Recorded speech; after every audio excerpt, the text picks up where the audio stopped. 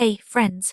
Last time I will leave the story incomplete, but we will now continue this story again, and for new friends in this channel, first listen the part 1 then come back to listen this story. So without any further delay let's get started. Danielle didn't remember leaving the house. One moment she stood in the dining room staring at her father, and the next she was sitting inside her car gripping the steering wheel while rain poured across the windshield in violent waves. War journals, original handwritten war journals. Her mind repeated the words endlessly. Those weren't collector pieces people casually traded in private auctions. Historical institutions spent decades tracking documents like that. Museums fought legal battles over ownership rights. Governments intervened when such artifacts disappeared across borders, and her father had sold them. Danielle closed her eyes briefly. For the first time since this nightmare began, fear replaced anger, real fear. Her phone rang. Harold, she answered immediately. There's another collection, she said before he could speak. Silence, then Harold replied carefully. What kind of collection? Danielle swallowed hard. Journals. The line went completely quiet. When Harold finally spoke again, his voice sounded different. Are you certain? Yes. Pause, then. Come to my office right now. 45 minutes later, Danielle sat across from Harold while he flipped rapidly through Alina's ledger. His usually calm face had become pale beneath the office lights. This changes everything, he muttered. Danielle leaned forward. Bad is this? Harold removed his glasses slowly. Depending on which journals were sold. Extremely bad. Danielle's stomach twisted. Harold opened the ledger carefully to one marked section near the center. His eyes widened immediately. Oh my God, stood instantly. What? Harold turned the book toward her. Several entries carried red markings Alina almost never used. Beside one title she had written, property claim disputed internationally since 1978, another note read, restricted access. Historical recovery request denied twice. Danielle felt dizzy. These were internationally contested documents. Harold nodded slowly. Some countries consider wartime journals cultural property. If stolen or illegally exported decades ago, modern ownership becomes incredibly complicated. Sat back down heavily. And my father sold them privately. Looked grim. Yes. Rain hammered against the office windows while both remained silent. Then Harold asked quietly, did he mention who bought them? Danielle shook her head. No names. Exhaled sharply. We need those records immediately. Stared at the ledger again. Alina had known. Somehow she always knew. That was why the second collection remained secret even from most of the family. Alina never trusted ordinary security measures. She trusted secrecy. And eventually even that failed. Harold closed the ledger carefully. There's another concern. Already hated those words. What now? If investigators discover Alina knowingly possessed disputed wartime documents, her estate could become part of a massive legal review. Danielle's chest tightened instantly. Raised a hand calmly. I'm not saying she did anything illegal, but ownership history matters. Stood and walked toward the office window. Outside, people hurried beneath umbrellas without realizing entire lives were collapsing, only floors above them. She protected history, Danielle whispered. I know. She spent her life preserving things people abandoned. Nodded. Courts don't always care about intentions. Closed her eyes briefly. Everything had become too large too quickly. This was no longer just about family betrayal or inheritance. Now governments and historical claims might become involved. And somewhere hidden among private collectors, pieces of global history were vanishing. Harold's assistant knocked suddenly before entering nervously. Mr. Bennett, there are 2 men downstairs asking for Miss Whitmore. Turned immediately. Who are they? Their assistant hesitated. They wouldn't say. Frowned. Did they leave names? One showed identification briefly. Their assistant swallowed. He said they work with federal cultural investigations. Felt the air leave her lungs. Harold stood instantly. That was fast. Their assistant looked confused. Should I send them away? Harold thought briefly before shaking his head. Bring them up. The moment the assistant left, Harold looked directly at Danielle. From this point forward you say nothing without me present. Nodded slowly. A minute later 2 men entered the office. Neither smiled. One appeared around 50 with grey hair and sharp eyes. The younger one carried a thin folder beneath his arm. The older man extended his hand politely. Daniel Mercer, he introduced himself. Cultural Property Recovery Division. Shook his hand cautiously. Mercer looked toward the ledger immediately. That's Alina Whitmore's catalogue book, correct? Harold stepped forward carefully. Client has not agreed to any formal interview. Mercer nodded calmly. Understood. We're only here because several international flags appeared after recent private manuscript sales. Felt sick hearing it spoken aloud. The younger investigator opened the folder and spread several photographs across the desk. Danielle recognized them instantly, pages from the hidden journals. Stamped markings appeared beside the photographs. Mercer spoke quietly. These materials disappeared after World War II. Danielle stared at the images silently. Mercer continued. For decades most historians believed they were destroyed. Folded his arms. Now, Mercer's expression darkened. Now they're appearing in illegal private transactions connected to your family. The room became very still. Danielle finally forced herself to ask, what exactly were the journals? Mercer looked at her carefully. Field accounts written by military physicians during wartime evacuations. Frowned slightly. That doesn't sound dangerous. Mercer exchanged a glance with the younger investigator, then he answered quietly.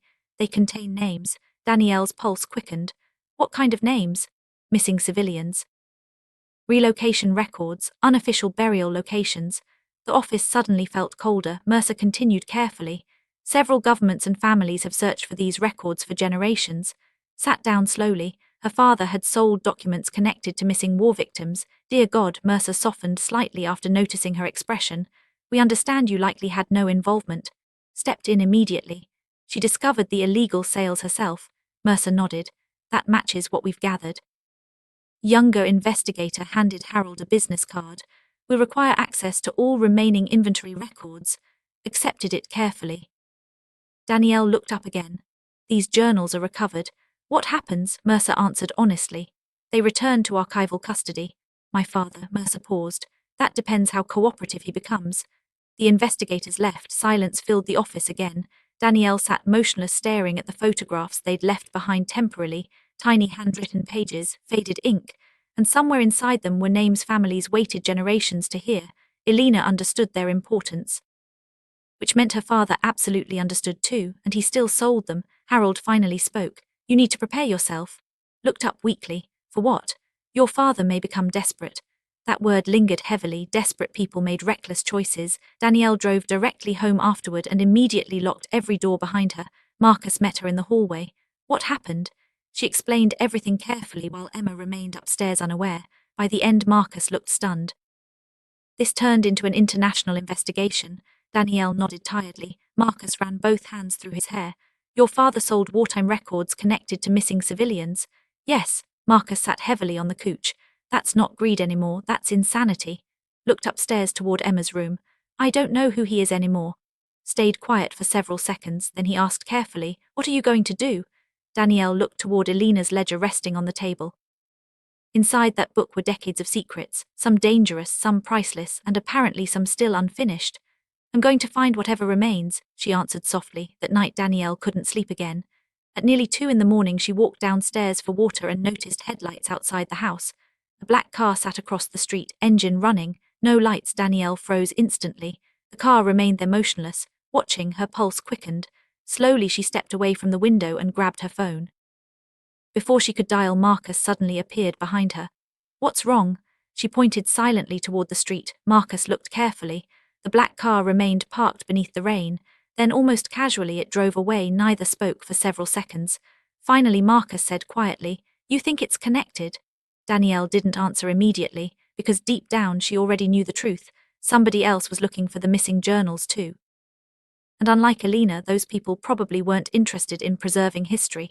The next morning Danielle received another shock. Victor Hale called again. His voice sounded tense. You need to meet me immediately. Frowned. Why? I found out who purchased the largest journal collection. Grabbed her keys instantly. Who? Victor hesitated, then he whispered one name. Danielle felt her entire body go cold, because she recognized it immediately. Not a collector, not a museum. A private security corporation tied to black market historical acquisitions. People rumored to recover sensitive documents for wealthy clients who wanted information buried forever. Victor's voice trembled slightly. If they have those journals, this is far more dangerous than you realize. Outside her window, thunder rolled across the city, while dark clouds swallowed the morning sky. And suddenly Danielle understood something horrifying. Her father hadn't merely sold family property. He may have accidentally sold secrets powerful people never wanted uncovered. Danielle met Victor Hale inside a quiet restaurant near the river just after noon. The weather had turned darker overnight.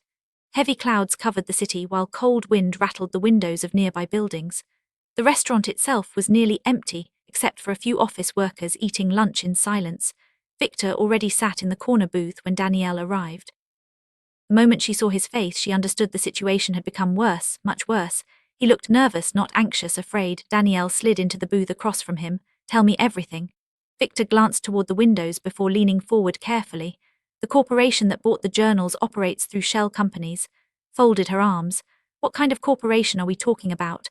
Victor lowered his voice. "Recovery contractors, intelligence brokers, private acquisitions." Frowned slightly. "That sounds intentionally vague."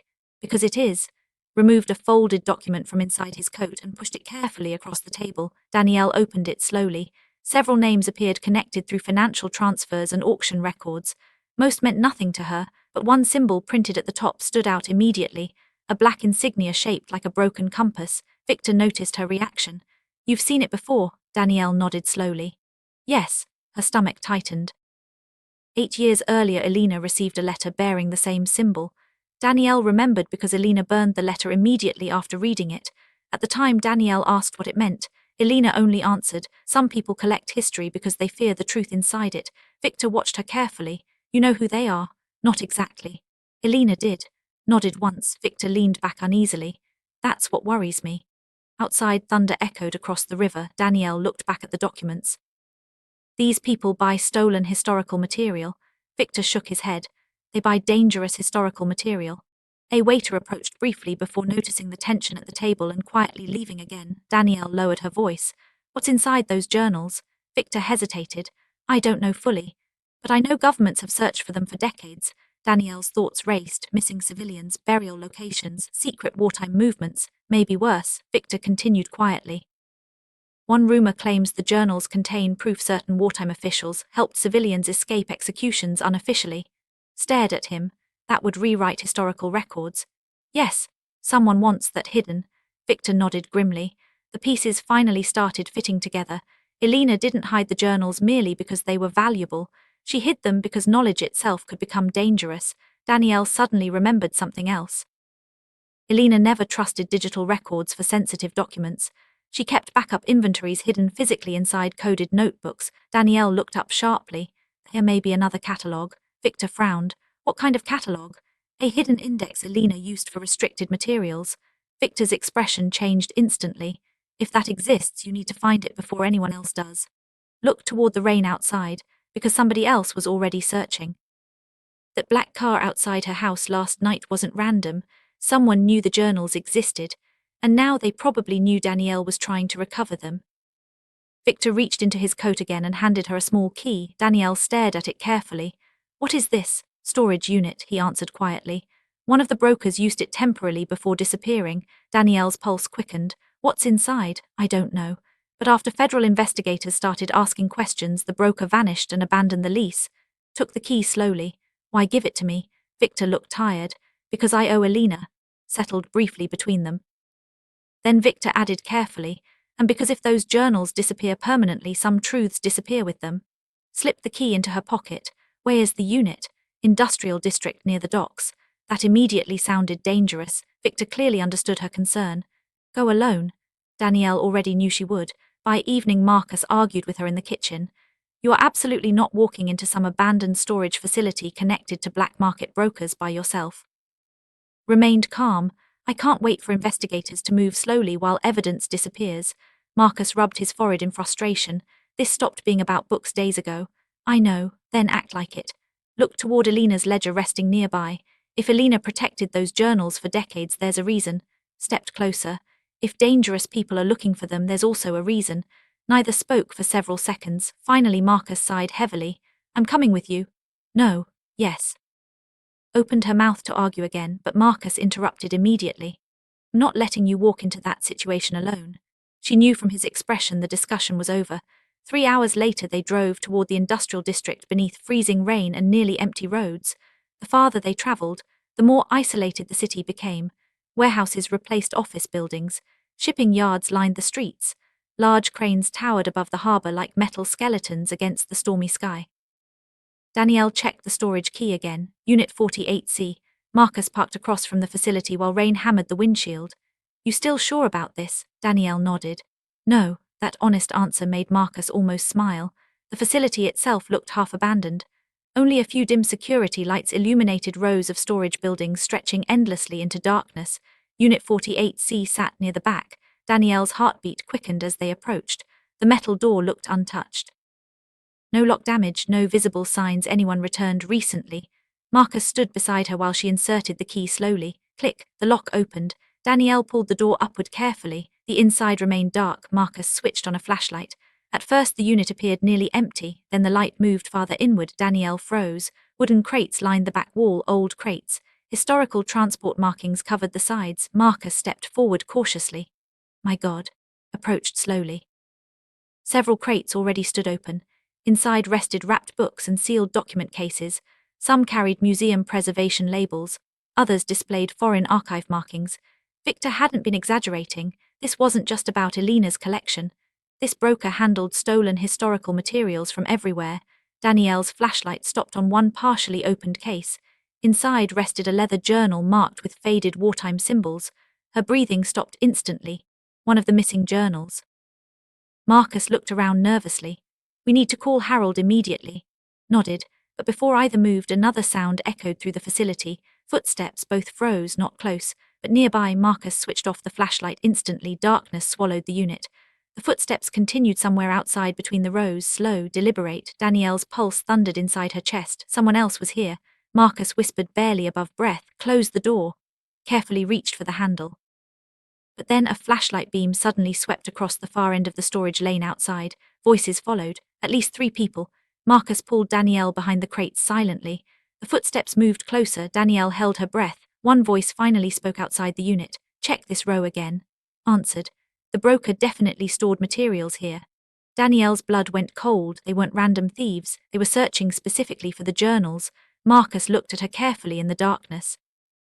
Danielle slowly reached into her pocket for her phone. No signal, of course. Outside, another flashlight beam passed directly across the open edge of the storage unit.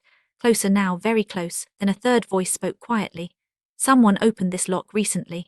Followed, Danielle felt every muscle in her body tense instantly. The footsteps stopped directly outside. For one terrifying second nobody moved. Then the metal storage door suddenly began lifting higher. Marcus grabbed Danielle's arm immediately. Flashlight beams exploded into the darkness, and a cold, unfamiliar voice said only 3 words. Well, there you are. Danielle's body locked instantly. 3 flashlight beams cut through the darkness of the storage unit while rain echoed against the metal roofs outside. Marcus stepped slightly in front of her without thinking, his arm protecting her instinctively. The man standing at the entrance looked calm, too calm, tall, black coat, gloves, no visible emotion. 2 others remained behind him holding flashlights low near their waists, not police, not investigators, professionals. The first man studied Danielle carefully before speaking again. You've caused an impressive amount of trouble. Answered immediately. Who are you? The man ignored him completely. His eyes stayed fixed on Danielle. Elena Whitmore's granddaughter.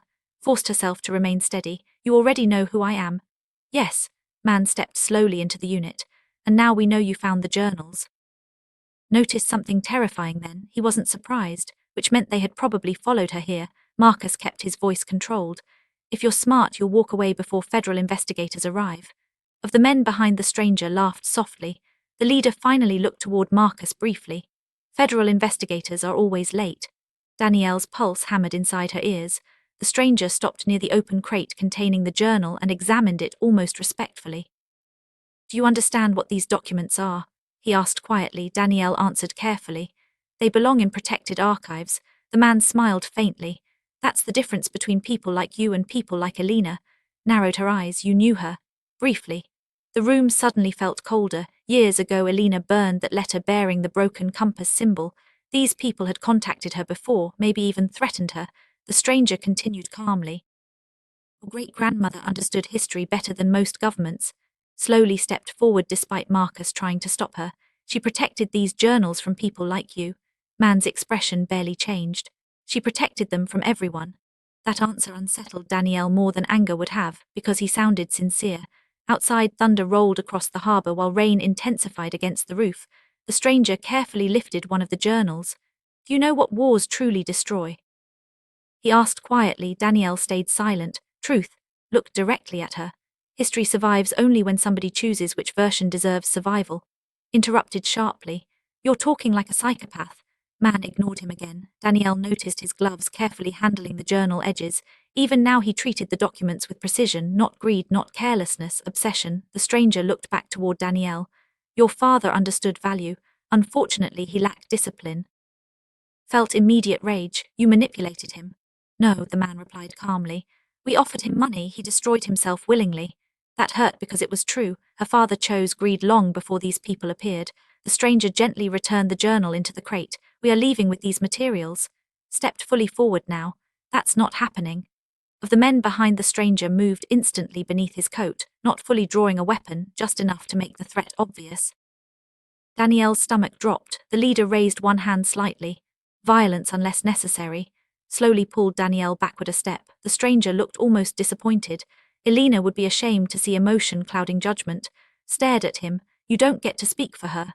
No, he admitted quietly. But I respected her. That shocked Danielle. The man noticed. She refused fortunes larger than you can imagine to keep these journals hidden. His eyes darkened slightly. And now your father sold pieces of them to men far more dangerous than us. Froze. What do you mean? The stranger became silent briefly, then he answered carefully. Do you really think our organization is the only one searching for these records?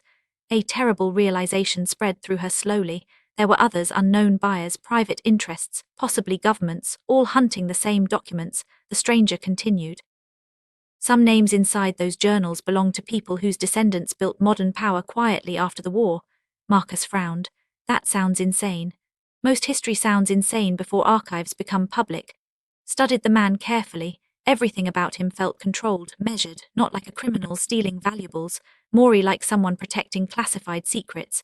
But protecting them for whom? The stranger reached into his coat slowly. Marcus tensed instantly. Instead of a weapon, the man removed a folded photograph. He handed it toward Danielle. She hesitated before taking it. The moment she looked down, her blood ran cold. It showed Elena, taken secretly, standing outside a train station nearly 15 years earlier. The broken compass symbol was marked on the back. Danielle looked up sharply. You followed her? For decades. Marcus muttered quietly, Jesus Christ. The stranger's expression remained emotionless. She understood what the journals contained. Clenched the photograph tightly. And what exactly do they contain? The stranger looked toward the crates again. Proof. Of what? He finally met her eyes fully.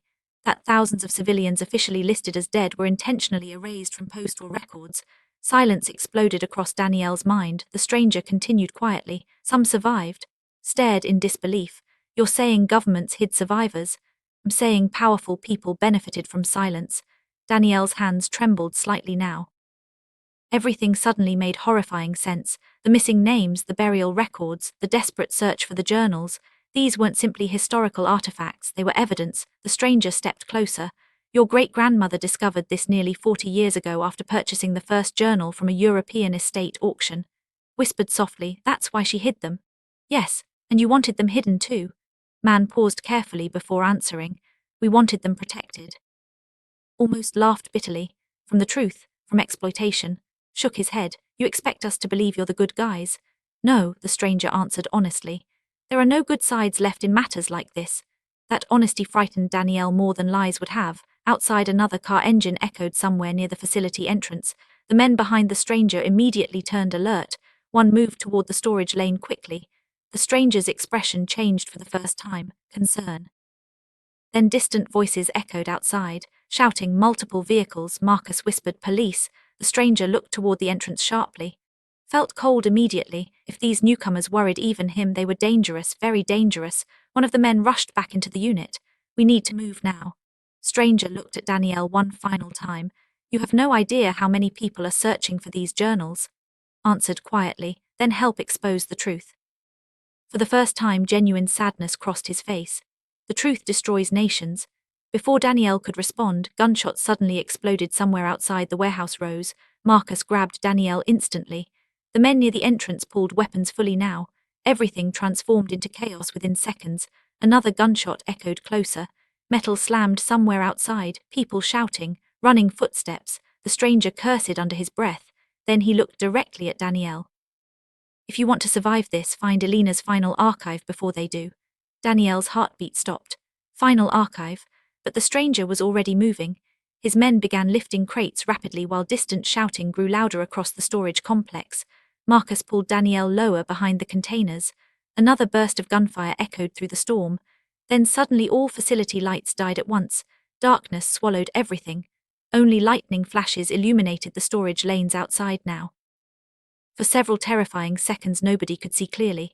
Then Danielle heard something else, a familiar voice shouting somewhere outside in panic. Her father. Danielle's eyes widened instantly. What is he doing here? Marcus looked equally shocked, but before either could move, lightning flashed brightly across the open storage door, and standing at the far end of the lane, soaked beneath the rain, Danielle saw her father pointing frantically toward the unit while armed strangers surrounded him. He had brought them there. Hey. Friends, this is the end of this story now. If you're enjoying them, hit the like or hype button for this story, and also put a comment about this story, and for any problem. So bye-bye, we meet again with new story.